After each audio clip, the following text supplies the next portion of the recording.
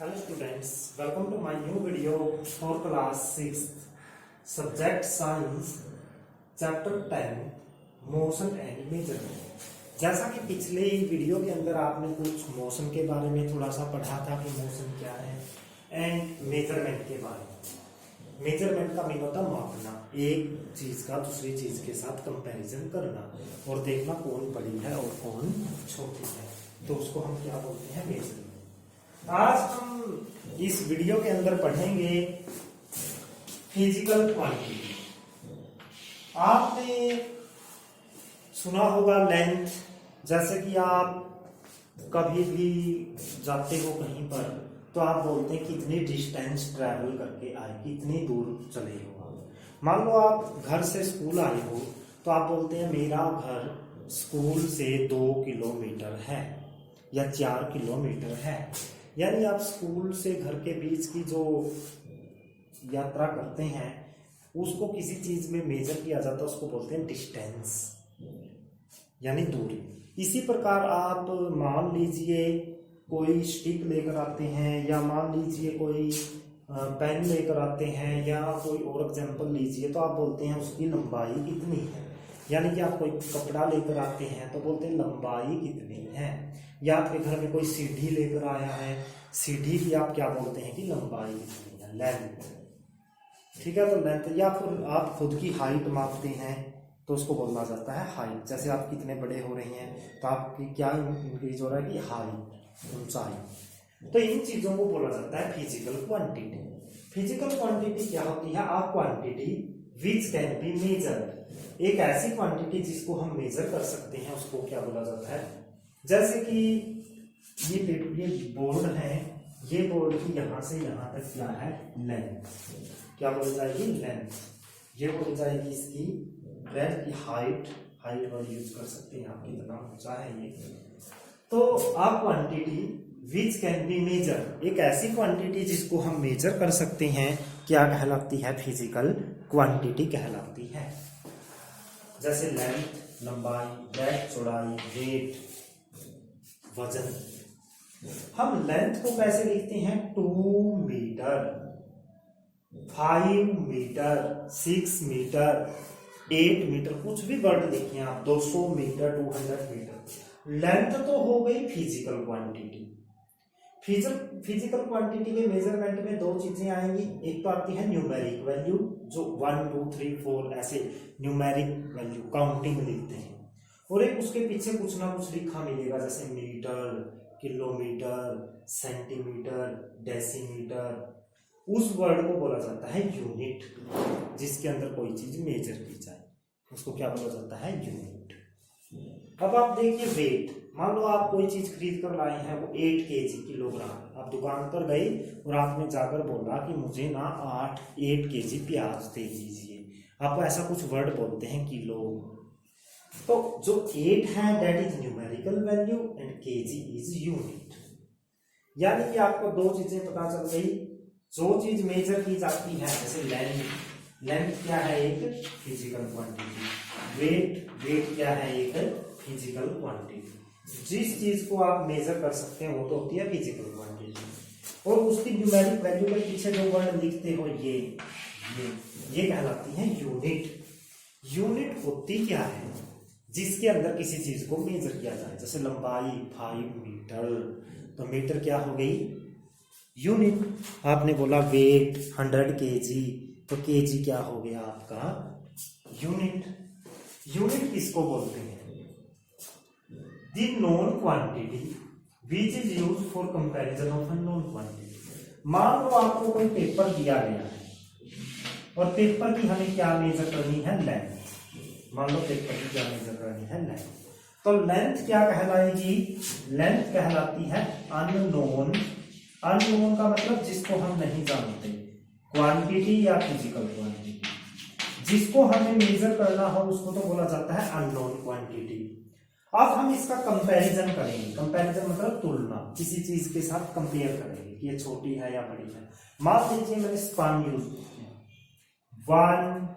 One span मान लो मैंने use किया, तो जो ये स्पान है ये यूनिट कहलाएगा। ठीक है, स्पान क्या कहलाएगी, यूनिट कहलाएगी। लेकिन that is not a standard unit, ये बदल जाती है एक व्यक्ति से दूसरे व्यक्ति। तो हम क्या करते हैं, इसकी लेंथ को मेजर करने के लिए हम स्केल यूज करते हैं। जो स्केल है, स्केल के ऊपर कुछ नंबर लिखे होंगे 1 2 3 4। तो यहाँ पर इसके ये सेंटीमीटर हो गए, ये 2 सेंटीमीटर, 3 सेंटीमीटर, 4 सेंटीमीटर। हम इस नॉन क्वांटिटी को, ये क्या है, अननोन चीज लेंथ, इसको किसी नोन चीज के साथ कंपैरिजन करेंगे, स्केल के साथ कंपैरिजन करेंगे। तो जो ये स्केल के ऊपर सेंटीमीटर लिखा हुआ है ना, जैसे 1 सेंटीमीटर 2 सेंटीमीटर, ये हो जाएगी नोन क्वांटिटी। जब किसी अननोन चीज को नोन चीज के साथ कंपैरिजन करके और लिखा जाए तो उसी को क्या बोला जाता है, यूनिट। जो नॉन क्वांटिटी है वो तो यूनिट कहलाएगी। जैसे नॉन क्वांटिटी, ये नॉन क्वांटिटी कौन हो गई, सेंटीमीटर। हम सेंटीमीटर के साथ कंपैरिजन करेंगे पेपर का, ये कितने सेंटीमीटर के बराबर है। तो जो अननोन क्वांटिटी है उसको तो मापना है, मेजर करना है, और जिस क्वांटिटी के साथ कंपैरिजन किया, मान लीजिए मैंने पेपर को मेजर किया, लेंथ, इसकी लेंथ के ऊपर हमने क्या रखा, स्केल रखा। स्केल रखने के बाद मान लो जो ये स्केल के ऊपर इसकी वैल्यू आ गई 4 सेंटीमीटर, तो ये सेंटीमीटर होगा, ये क्या कहलाएगा, यूनिट। सेंटीमीटर क्या कहलाएगा, यूनिट, क्योंकि नॉन होता है सेंटीमीटर का, हमें पता है कितना होता है, जानते हैं। और जो लेंथ थी हमें नहीं पता कितनी थी, इसको हमने मेजर किया, इसलिए ये अननोन क्वांटिटी। अननोन क्वांटिटी को मेजर करने के लिए हम जिस क्वांटिटी का यूज करते हैं उसको क्या बोला जाता है, सेंटीमीटर। हम मीटर भी यूज कर सकते हैं, किलोमीटर भी यूज कर सकते हैं, इट डिपेंड अपॉन नीड, कि हमें नीड कैसी है। तो ये अननोन क्वांटिटी क्या कहलाएगी, फिजिकल क्वांटिटी, और नॉन क्वांटिटी जिसके साथ कंपैरिजन किया है वो क्या कहलाएगी। Why measurement is necessary? Necessary मतलब जरूरी। हमें मेजरमेंट जरूरी क्यों है, हम मेजरमेंट क्यों करते हैं। मान लीजिए आपने कोई शर्ट सिलवानी है, पैंट सिलवानी है, अगर आप कपड़ा टेलर को देकर आते हैं, अगर वो आपका मेजरमेंट नहीं करे और पैंट वैसे ही बना दे तो आपकी पैंट बड़ी भी बन सकती है और छोटी भी बन सकती है।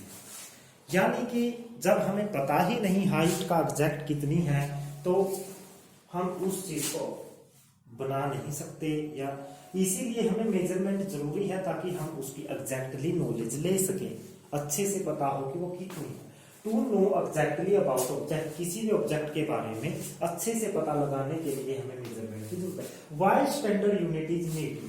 स्टैंडर्ड यूनिट क्या होती है, स्टैंडर्ड यूनिट क्या होती है, स्टैंडर्ड यूनिट किसको बोलते हैं, a unit which remain same for all, ऐसी यूनिट जिसकी वैल्यू सेम रहती है। जैसे 1 मीटर है, चाहे कोई भी मेजर करे उस 1 मीटर ही होता है। सेंटीमीटर सबके लिए समान है, चाहे आप मेजर करो चाहे कोई और मेजर करे, सेंटीमीटर सबके लिए इक्वल होता है। डेसीमीटर, किलोग्राम सबके लिए सेम है, किलोग्राम बदलता नहीं है। ऐसा नहीं है कि अगर आप यहाँ पर किसी चीज को आप 1 किलोग्राम बोलोगे और घर जाकर वो क्या बन जाए 2 किलोग्राम, नहीं, वो दोनों सेम रहेंगे। A unit which remain same, ऐसी यूनिट जो सेम रहती है फॉर ऑल, सबके लिए, and use as basic unit, और उसको हम मेन यूनिट के रूप में यूज कर सकते हैं उसको बोलते हैं। जैसे मीटर, मीटर की वैल्यू सबके लिए सेम है, centimetre, decimetre, kilometre, kilogram. Non standard unit किसको बोलते हैं, ऐसी यूनिट जो सबके लिए सेम नहीं होती। The unit which are not same for all and vary का मतलब बदलना, फ्रॉम पर्सन टू पर्सन, जिसकी वैल्यू बदल जाती है। जैसे मैंने स्पान, मेरी स्पान इतनी बड़ी है यहां से यहां तक की, अगर आप आपकी स्पान देखोगे वो छोटी मिलेगी। मान लो मेरी स्पान यहां से यहां तक आई है, देखिए जब आप अपनी स्पान ऐसे लगाकर देखोगे तो वो उससे कम मिलेगी। हो सकता है किसी व्यक्ति की स्पान मेरे से भी बड़ी हो, यानी तो स्पान क्या हो गई, नॉन स्टैंडर्ड यूनिट, जो हम लोकल तरीके पर यूज करते हैं। फिस्ट, मुट्ठी, 1 2 3 ऐसे मेजर करें। स्टेप, कदम, ये वाली चीजें हर पर्सन के ऊपर डिपेंड करती हैं। किसी व्यक्ति के कदम छोटे हो सकते हैं तो किसी व्यक्ति के कदम बड़े भी हो सकते हैं। इनको बोला जाता है नॉन स्टैंडर्ड यूनिट। हमें स्टैंडर्ड यूनिट की नीड क्यों है, हमें स्टैंडर्ड यूनिट से क्यों मेजर करना चाहिए? Because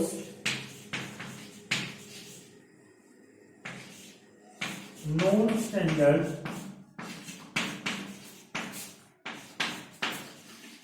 unit change from person to person. जो नॉन स्टैंडर्ड यूनिट है वो आदमी से आदमी के ऊपर बदल जाती है। These do not give exact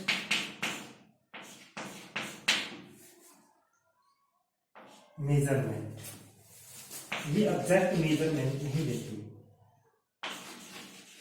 ये एग्जैक्ट मेजरमेंट नहीं देती। एग्जैक्ट अब मान लो मैंने बोर्ड को मेजर किया 1 2 3 4 5 6 7, मेरी 7 स्पान के इक्वल आया है।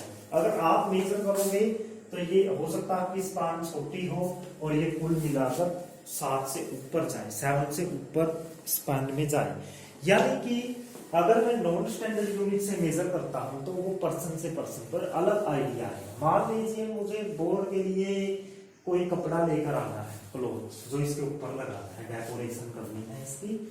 अगर मैं वहां जाकर मैंने आपको बताया कि बेटा इसकी 7 स्पान के इक्वल क्या लेकर आइए, कोई डेकोरेटेड क्लॉथ लेकर आइए कि डेकोरेशन के लिए जो क्लॉथ यूज करेंगे। आप शॉप पर गए, आपने जाकर बोल दिया कि 7 स्पैन के इक्वल क्लॉथ दो, तो वो बोलेगा कि ठीक है। वो दुकानदार अपनी स्पान से मेजर कर देगा 1 2 3 4 5 6 7। अगर उसकी स्पान बड़ी है तो वो कपड़ा इससे ज्यादा आएगा, अगर उसकी स्पान छोटी है तो कपड़ा कम आएगा।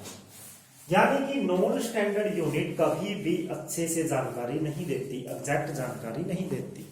इसलिए जो हम चीज लेकर आएंगे वो कम या ज्यादा हो सकती है। इसी चीज से बचने के लिए हम किसका यूज करते हैं, स्टैंडर्ड यूनिट का। Because non standard unit change from person to person, आदमी से आदमी पर चेंज हो जाती है।